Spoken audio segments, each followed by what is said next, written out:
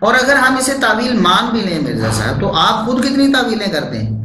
اہل سنت قطعاً تعویل کے بالکل علی الاطلاق منکر نہیں ہے مرزا صاحب،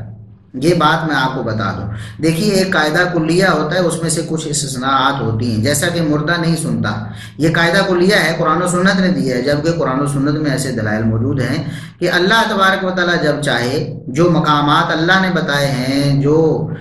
چیزیں اللہ نے بتائی ہیں، مردہ سن لیتا ہے۔ جیسا کہ آپ قبر میں دفنا کر مردے کو واپس جاتے ہیں تو لَيَسْمَعُ قَرْعَ نِعَالِهِمْ، وہ دفنا کر جانے والوں کے قدموں کی چاپ سن لیتا ہے، تو یہ اس سے مستثنا ہے، حالانکہ قاعدہ قانون اپنی جگہ پر ہے۔ اسی طرح غزوہ بدر میں جو لوگ کفار کے مارے گئے تو قلیب بدر میں ان کو پھینکا گیا، تو اللہ کے رسول صلی اللہ علیہ وسلم نے وہاں خطبہ ارشاد فرمایا کہ اللہ نے جو ہمارے ساتھ وعدہ کیا تھا سچا ثابت ہو گیا ہے، تم بتاؤ تمہارے ساتھ جو رسوائی کا وعدہ تھا وہ پورا ہوا کہ نہیں؟ آج رسوا ہو کر تم ہمارے ہاتھوں ذلیل ہو کر دنیا سے چلے نہیں گئے؟ عمر رضی اللہ عنہ کہنے لگے اللہ کے رسول یہ تو مردے ہیں، آپ مردوں سے بات کر رہے ہیں؟ تو نبی کریم صلی اللہ علیہ وسلم، یہ صحیح بخاری وغیرہ میں حدیث موجود ہے، الآن یسمعون، عمر اب یہ سن رہے ہیں، اب یہ سن رہے ہیں، تو یہ مستثنا ہے اس سے، حالانکہ قاعدہ اپنی جگہ پر موجود ہے۔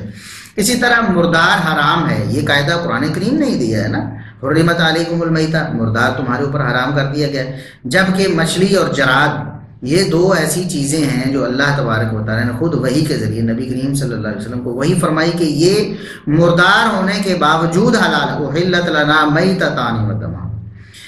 دو مردار چیزیں بھی ہمارے لیے حلال ہیں، جبکہ قاعدہ اپنی جگہ پر مسلم ہے۔ تو یہ قاعدہ اہل سنت کا اپنی جگہ پر ہے کہ صفات باری تعالیٰ میں تعویل نہیں کی جائے گی، لیکن جو استثناءات قرآن و سنت نے دی ہیں وہ تو ہم مانتے ہیں،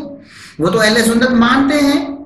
خود قرآن کہے کہ اس کا مطلب یہ ہے، جیسا کہ میں نے بتایا کہ اننی معکم ما اسمع و ارى، میں تمہارے ساتھ ہوں، میں سن رہا ہوں، دیکھ رہا ہوں، یہ مطلب ہے معکم کا، اہل سنت نے مان لیا۔